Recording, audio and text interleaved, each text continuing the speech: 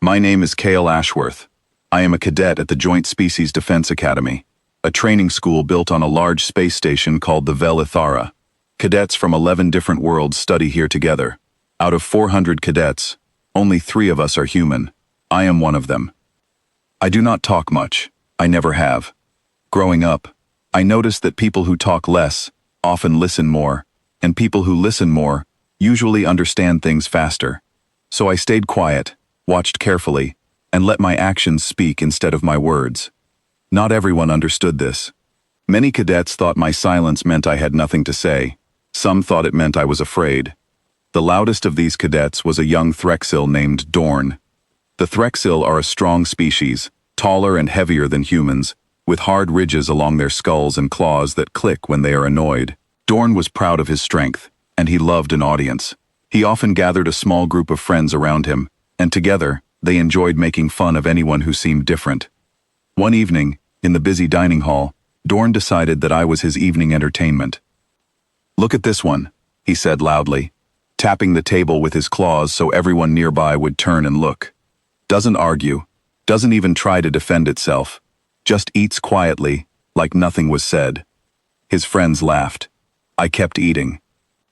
"Humans," Dorn continued, shaking his head slowly, as if he found the whole species mildly disappointing. "Soft skin, slow movements, and somehow, you built spaceships. I truly do not understand how your species survived long enough to join the rest of us out here." "Maybe you're asking the wrong question," I said, still looking at my food. "Try a better question next time, and you might get a better joke out of it." A few cadets at nearby tables laughed at that, which annoyed Dorn far more than anything I could have shouted. He opened his mouth to say something else, but before he could, the room grew unusually still. At the long table where the instructors sat, 3 of the oldest teachers had stopped eating and were watching us closely. These teachers were different from the younger staff. Cadets called them the apex instructors. They were much older, carried quiet scars, and wore simple gray uniforms instead of the bright academy dress everyone else wore. Nobody teased the apex instructors, and nobody dared interrupt them either. One of them, an older Threxil named Instructor Vashk, stood up slowly. He was missing part of one ear, and had a slightly crooked jaw from some old injury nobody ever explained. He walked over to our table, looked directly at Dorn, and spoke only 4 words. "You are making a mistake." Then, without waiting for a reply, he turned and walked back to his seat. Dorn laughed it off in front of his friends, saying the old instructors were simply strange about humans, the way older teachers are sometimes strange about small, harmless things. But I noticed that he did not finish his meal that night. None of his friends did either. A few days later, Dorn found a new way to continue his teasing. A group training exercise was announced, meant to build teamwork between cadets of different species. Officially, the exercise paired cadets randomly. Unofficially, everyone in the room understood that I had somehow been placed with 3 of Dorn's closest friends, all much larger than me, all eager to make the exercise as difficult and embarrassing as possible. I did not complain. Complaining would have meant admitting that it bothered me, and I had learned long ago that giving people what they want rarely helps you. The exercise took place in a large practice room, built for safe, low-impact training. Instructor Vashk and 2 other apex instructors stood above in the observation area, arms folded, watching quietly. I remember thinking, just before the exercise began, that they looked less like teachers checking on a normal lesson, and more like people waiting to see whether something they already expected would happen. They were right to wait. Only a few seconds into the exercise, every alarm on the station began to sound at once. Not the practice alarm we were used to hearing, the real one. A supply ship had approached the station too quickly and damaged one of the outer docking clamps. The area near Cargo Section 7 was losing air pressure, and the emergency doors meant to seal it off had jammed. If nobody fixed the problem quickly, many people working in that section would be in serious danger. For a moment, everyone in the practice room froze, including Dorn, who suddenly looked much less confident than he had a minute earlier. I did not freeze. While everyone else stood still, I was already remembering something small and useless seeming that I had studied weeks earlier out of pure boredom: the layout of the maintenance tunnels beneath Cargo Section 7. The manual control is 2 levels down, In the secondary connection room, I said, already moving toward the door. Someone contact the engineering team and tell them to shut off power to Section 7 immediately, before the backup system forces the doors shut the wrong way. Nobody moved. Now, I said. I did not shout it. I simply said it clearly. The way you speak when you are certain about something, and certainty, I have found, travels much further than volume ever does. That seemed to work. One cadet ran toward the communication panel. Another, a young cadet named Welland, followed me down the ladder without asking a single question. The connection room was cramped and full of frozen switches, and one very stubborn manual crank that needed careful timing to turn, not brute strength. It was exactly the kind of problem that rewards patience over power, which is, I have come to believe, the kind of problem humans have quietly solved for a very long time. I called out the timing to Wirelin, so we would not work against each other, and together we pushed the crank little by little. With only moments left before real damage could occur, the emergency doors finally slid open along their proper track instead of jamming shut the wrong way. Because of that, everyone working in Cargo Section 7 was able to leave safely. I had not done anything especially brave. I had simply stayed calm and remembered something useful that nobody else had bothered to learn. Afterward, during the review of what had happened, Dorn avoided looking at me. It was not exactly embarrassment. Threxil do not experience embarrassment the way humans do. It looked more like quiet reconsideration, the visible process of someone realizing that the way he had been judging others might have been wrong the entire time. Later, I found Instructor Vashk waiting for me alone in a quiet hallway outside the medical bay.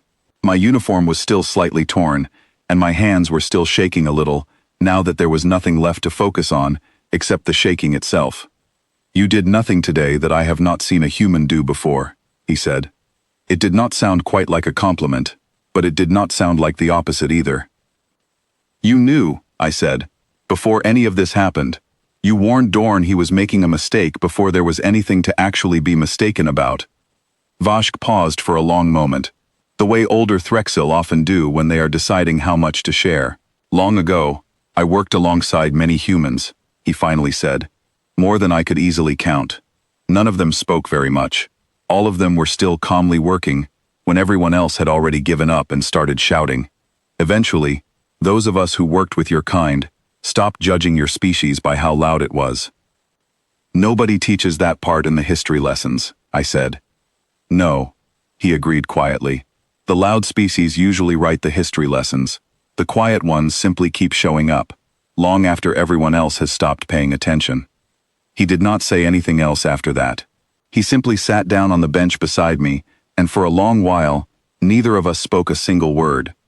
For the first time since arriving at the academy, the silence between us did not feel like something I needed to survive. It felt, instead, like something I had finally been allowed to keep for myself. After that day, nobody teased me in the dining hall again. Nobody needed a long explanation either. They only needed to remember who had stayed calm and kept working while everyone else had frozen in place. Word slowly spread across the station, the way it always does after something unusual happens. By the following week, cadets from other groups had started greeting me with a small nod instead of a joke, and even Dorn, though he never apologized directly, began leaving an extra seat open near him at mealtimes, as if silently inviting me to sit without ever admitting he wanted me to. I did not sit there often. I preferred my quiet corner, the same corner I had always chosen, near the window that looked out over the slow curve of the station's outer ring.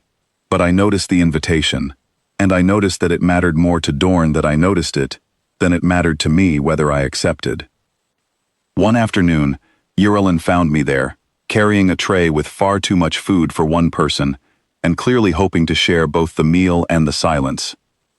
"You didn't even seem nervous," Wirelin said, sitting down across from me. "Down in that connection room, everything was falling apart, and you looked like you were solving a simple puzzle." "I was," I said, "a puzzle with people's lives attached to it, but still a puzzle. Panic doesn't turn a crank any faster. Calm hands do." Wirelin thought about that for a moment, chewing slowly. "Is that a human saying?" "It is now," I said, and for the first time in a long while, I allowed myself something close to a smile. Instructor Vashk continued teaching at the academy for the rest of that term, and he never spoke about that evening again, not directly. But whenever a new group of young cadets arrived, and someone inevitably mocked a quiet human student for saying too little, Vashk would simply walk over, say his 4 familiar words, and walk away again, leaving the young cadets to wonder what exactly he knew that they did not. Some of them learned the lesson quickly, others needed an emergency of their own before they finally understood. As for me, I kept doing what I had always done.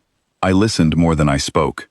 I noticed small details that others considered unimportant, and when the moment finally came that required someone to stay calm instead of loud, I was ready, exactly the way I had always tried to be. Being quiet was never a weakness. It was simply a different kind of strength, one that did not need an audience to prove itself.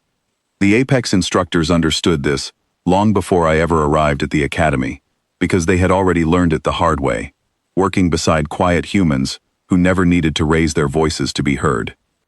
I did not need the whole station to respect me. I only needed to keep showing up, calm and steady, long after everyone else had stopped shouting. And in the end, that quiet steadiness was the loudest thing about me.